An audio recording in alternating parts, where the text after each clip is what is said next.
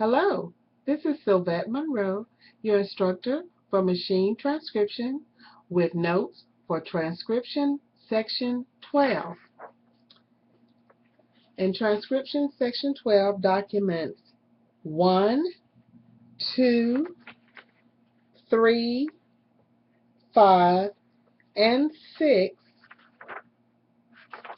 they are all modified block style letters with indented paragraphs. Other than that, there are no special features in these documents, but we've done these before, so you shouldn't have a problem setting these up. But if you do have a question about anything, feel free to contact me. Section 12, Document 4 is a news release. We've done a news release before in Section 10 and 11.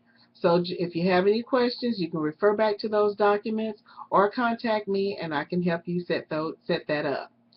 Again, this is Sylvette Monroe with Machine Transcription. If you have any questions or concerns about the class, feel free to contact me by phone, email, or stop by my office.